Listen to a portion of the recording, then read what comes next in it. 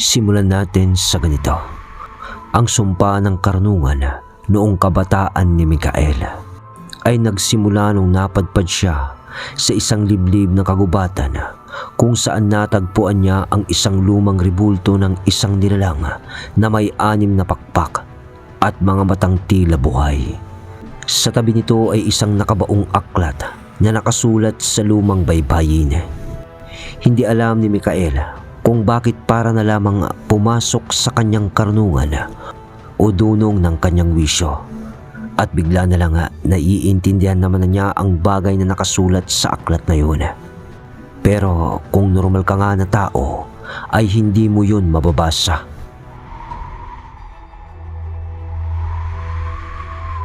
Kaya ang gagawin ko ay babasahin ko ang alamat ng 6 na maestro sa katauhan ni Mikael para maintindihan natin ang aklat na hawak nito.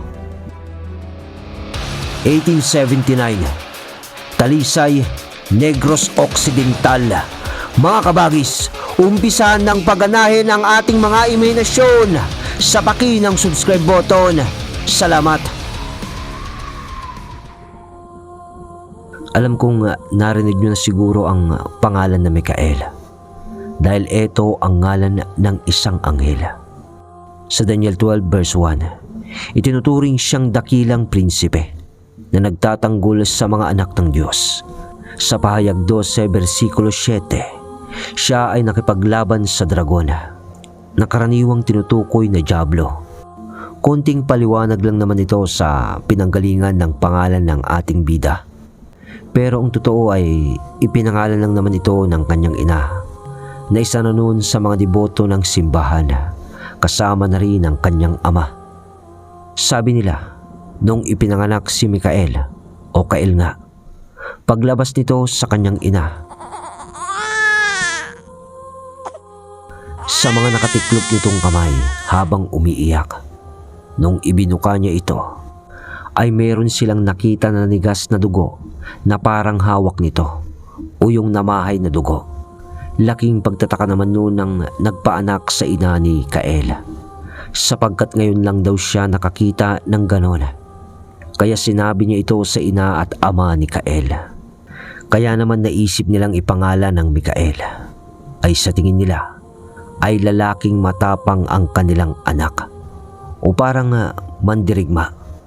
Ganon yung tingin ng ama niya sa naging pangitain nito sa hawak na dugo ni Kael. At dahil na rin sa malaki na rin ang paniniwala nila noon sa simbahan at sa aklat ng Biblia, doon nila pinulot ang pangalan nito.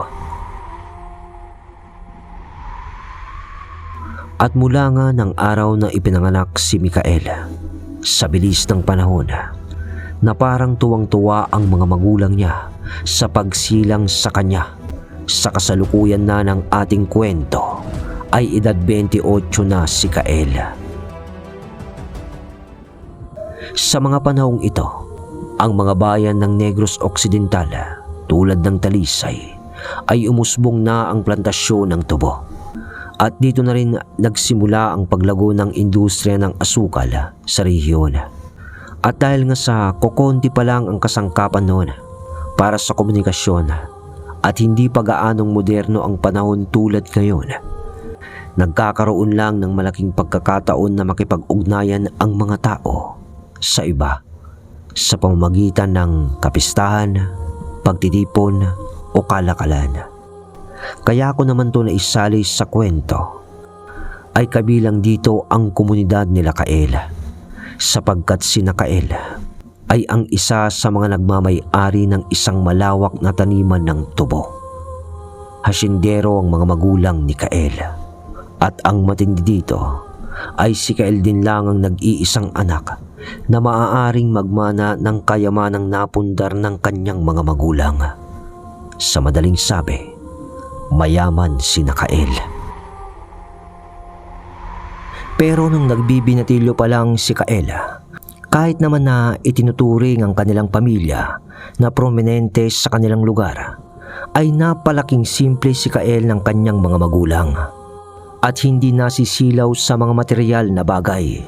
Bagaman kung gugustuhin niya ay makukuha niya ang luho na hinahangad ng iba dahil nga sa estado nila sa buhay.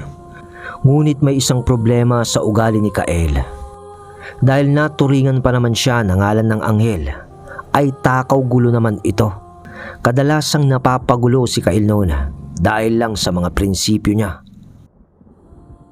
Kael, hindi ka ba magtitino? Walang mangyayari sa buhay mo pag ganyan. Wala. Sayang lang ang napundar namin ng iyong ina kung ganyan ang magiging ugali mo. Tumatanda na kami, Kael. Kailan ka ba magbabago? Anak, ano ba ang dapat kong gawin sa'yo? Ha? Mabuti pa ay samahan mo muna ang Tiyo Silvino mo na magbukid para matuto ka sa buhay. Sermon at galit ng ama ni Kael dahil nga sa mga pagkakamali nito. Nakaluhod noon sa isang bilao ng munggo si Kael habang siya ay pinapagalitan ng kanyang ama. At gaya ng tradisyonal na pamilya noon, disiplinado ang mga kalalakihan pagdating sa pakikitungo sa kanilang mga magulang. Hindi ka dapat sumagot ni hay ni ho kasi malaking kabastusan yon sa mga taong dahilan ng iyong pagkasilang. Manatili ka dyan hanggang hapon na nakaluhod, Kael. At pagkatapos mo dyan, ay ayaw ko munang makita ka sa pamamahay na to. Dumiretso ka na sa Tiyo Silvino mo pagtayo mo dyan. Huling salita ng kanyang ama bago ito umalis sa harapan niya. At pagsapit nga ng hapon, labag man sa kalooban ni Kael na iwan ang kanilang mansyon, ay ginawa niya ito bilang pagsunod sa kanyang ama. Umiiyak pa nga ng kanyang ina dahil sa aalis nga ang nag-iisang anak nito. Amador, Amador, pigilan mong anak mo. Hindi ko kaya na hindi siya nakikita ng araw-araw. Pakiusap pa ng inano ni Mikael dahil sa malambot nitong puso bilang isang ina o babae. Hayaan mo siya, Celestina. Lalaki ang anak mo. Kailangan niyang matuto sa mga pagkakamali niya.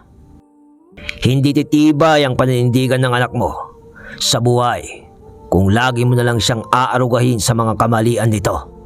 Dala niya ang apelyidong Dalagit, ang apelyido ko, at balang araw ay magkakapamilya siya at mapapasa kanya ang hasyenda.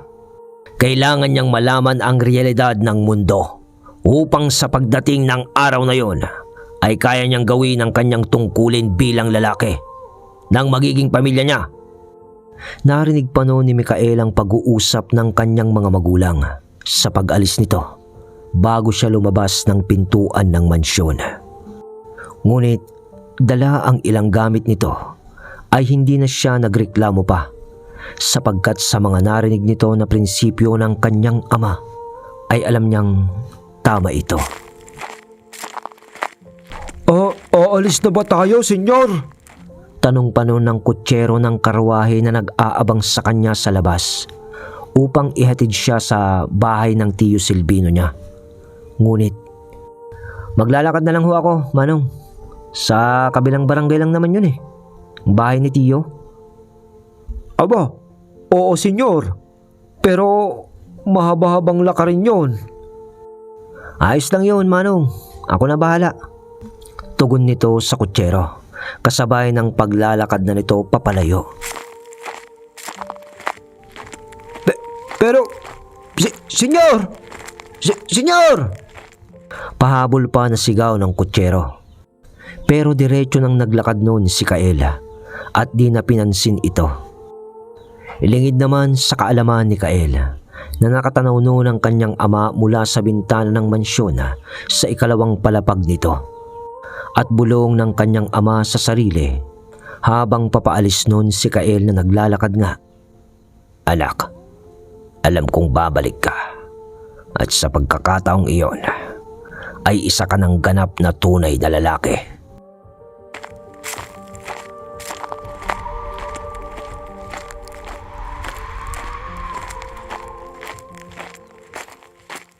Samantalang habang naglalakad naman noon si Kael papunta sa tiyo nito,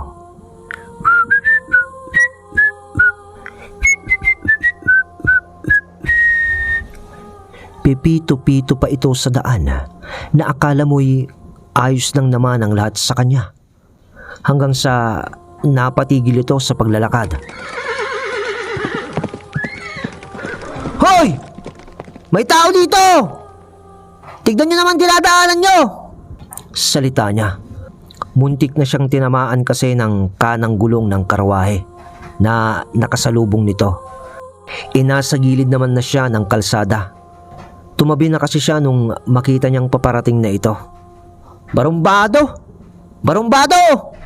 Sigaw pa noon ni Kaela na nagalit nga dun sa karwaheng dumaan. Di naman siya pinansin noon, kaya nagpatuloy naman siya sa paglalakad. Hanggang sa mahigit kalahating oras ng kanyang paglalakad,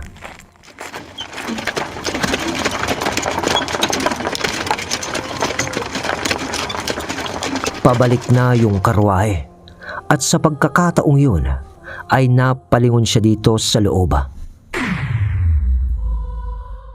At doon ay nasilip niya sa loob noon ang parang isang babae at isang lalaki, na yung lalaki ay halos kaidaran niya lang sa tanda niya at magkamukha sila ng babae. Tumingin ang dalawang yun kay Kael mula sa bintana. At kahit pahapyaw lang naman ang pakikipagtitigan niya sa mga yun, napansin nun ni Kael ang mata ng lalaki na yung itim ng mga mata nito ay naging kulay pula. Tapos ay umimpis yun bigla at naging patayong guhit sa gitna ng mga mata nun na siyang nagpatalim ng pagtingin nito. Mabilis nga lang yun na parang namalikmata lang si Kael. At yung babae naman, sa tingin ni Kael, ay napakaganda. At bagay na bagay nito ang mga nakalaylay na kulot nitong buhok sa magkabilaan nitong pisngi. Parang ang tumigil ng saglitan noon ang mundo niya nung makita niya ang babae. Ngunit naiba naman ang timpla ni Kael nang nadaan ang malaking gulong ng karwahe sa malait na lubak ng kalsada at natalsikan ng putik ang pantalon ni Kael. Ay! Barumbado! Hoy! Barumbado! Sigaw na naman ni Kael. Pero sa pagkakataong yun ay parang narinig na siya ng babae sa karwahe, sapagkat nakita niyang bigla na lamang na dumungaw ito habang tumatakbo noon ang karwahe. Tinignan siya nito habang naiiwan siya sa daan. At doon ay nagkatinginan nga sila sa mata. Yun nga lang ay, Isla, para kang mal-edukada. Ipasok mo ang ulo mo sa karwahe. Huwag mong pansinin niyang mga taong mababa sa lipunan. Wika ng lalaki sa loob ng karwahe. Kaya naman mabilis din lang na bumalik sa pagkakaupo sa loob ng karwahe ang babae na tinawag nga niyang Isla. Samantalang si Kael naman, "Hoo! Ang malas naman ng araw na to. Nakakita ka nga ng magandang babae. Pinalayas ka naman ng ama mo. Tapos dudumihan ka pa ng isang karwahe." Buwisit talaga. Kausap noon ni Kael sa sarili na parang naaaning na. At nagpatuloy na ito sa paglalakad.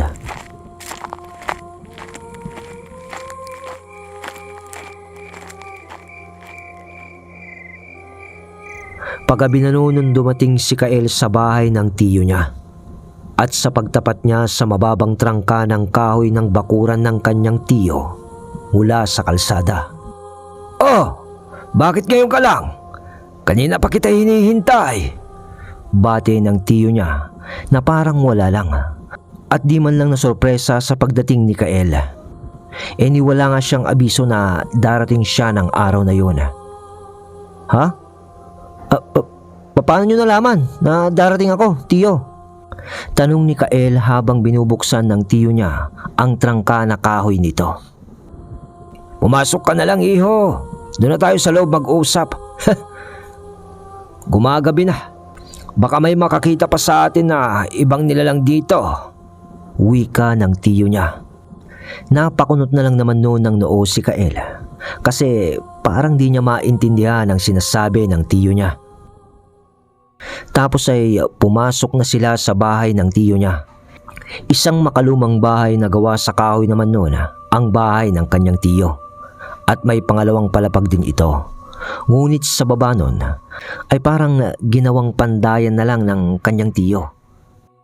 Kung hindi nyo kasi na itatanong, ay bukod sa pagbubukid o pagsasaka na gawain ng tiyo niya, ay nagpapanday din ito ng mga itak o mga patalim. At minsan pa nga ay naglililok pa ito ng kwintas na gawa sa tanso o pilak, yung mga may nakaukit na santo. Pero hindi pangkaraniwan naman ang gawa ng kanyang tiyo, sapagkat nasabi niya noon kay Kael na mga anting-anting ang ginagawa niya at may naaangkop yung kapangyarihan ang bawat isa sa mga yun upang pangontras sa mga lalang o demonyo ng dilim. Mag-isa lang na nabubuhay noon si Silvino, sapagkat hindi na rin ito nakapag-asawa dahil sa mga panata nito sa buhay at paniniwala sa karunungang lihim. Ano? Kumusta ang pagiging mayaman? Di ko alam. Di ko nga maintindihan si ama kung bakit pa niya kailangan gawin to. Alam naman niyang sanggang dikit tayo tiyo. Tingin niya ba mapaparusahan niya ako sa pagpunta ko dito at paninirahan sa kandili mo? Masaya pa nga ako dahil masasamahan ko kayo dito. Usap ng magtiyo. Hayaan mo na. Alam mo naman kasi na may mga rason lang si Amador. Kaya niya siguro gustong ipaalaga kanya sa akin. Alaga? Tiyo naman Hindi na ako bata. Binata na ako. Wika pa niya. Nga pala, na paano ba yung pantalon mo? Ba't ang rungis-rungis mo naman ata na dumating dito? Magpalit ka na nga kaya? Yung dumaang karwahe kanina, barumbado naman yung kutsero. Di tinitignan ng dinadaanan. Ayun, nung madaan sa lubak, saktong natalsikan na ako ng gulong ng putik. Napakunot naman noon ng noo si Silvino sa sinabing karwahe ni Kael. Sabay ng, karwahe? Karwahe ba ka mo? Anong kulay nung karwahe? Yun bang parang sunog na kahoy ang kulay? Nung karwahe na may bubong at may mga bintana na nakasara dito. Yung hindi pang karaniwang kalesa lang. Yun ba yung may 4 na gulong? Oo tiyo. Paano nyo alam? Tugon ni Kael ng maikse. Doon ay biglang napatayo si Silvino na parang may bahid ng pangamba sa kanyang mga mata. Sabay tanong niya ng, nakita mo ba kung sino ang sakay ng karwahe? Tanong ulit nito. Oo tiyo. Isang lalaki na may maputing balat at isang babae na napakaganda tiyo. Bakit ho ba? Panandali ang di sumagot noon si Silvino sa pamangkin nito. At naglakad ito papalayo ng konti sa mesa. At sinabing, anong ginagawa ng mga tagasagay dito? Ang pamilya ng mga salandig kaya? Bulong-bulong noon ni Silvino sa sarili nito habang nakahawak sa baba niya na kinikiskis pa na para bang nag-iisip ito ng malalim. Pero narinig naman yun ng bahagya ni Kael, ang mga bulong ng tiyo niya.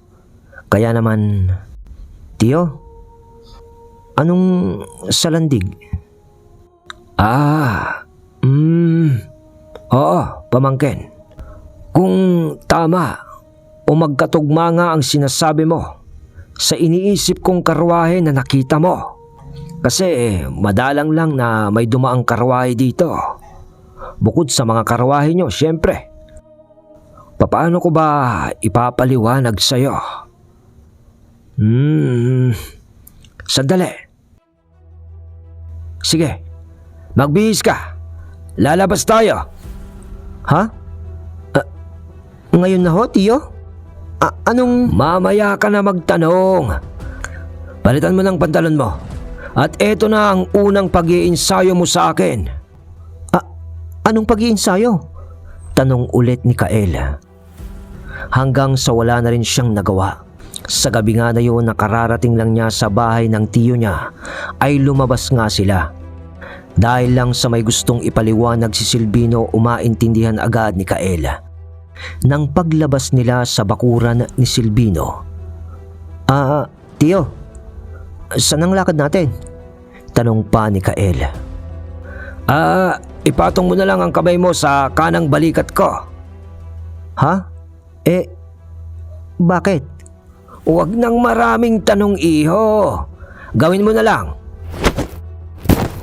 Ginawa nga yun ni Kael sa tiyo niya. Pagkatapos nun ay parang bumubulong naman na ng dasal nun ang tiyo niya na hindi maintindihan naman ni Kael. Pagkatapos ay sinugat ni Silvino ang daliri nito sa pamamagitan ng palawit ng kwintas nitong sarili niyang linilok. Matalim kasi yung gilid-gilid noon. At sa pagbahid ng dugo ni Silvino sa palawit ng kanyang kwintas, bigkas niya ng marahan ng salimbayan.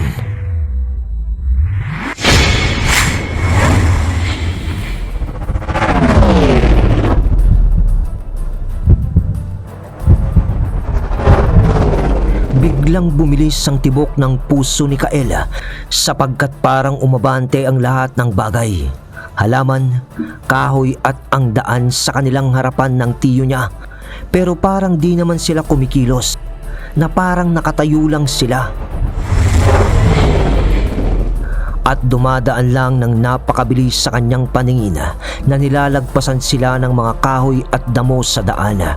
Hanggang sa...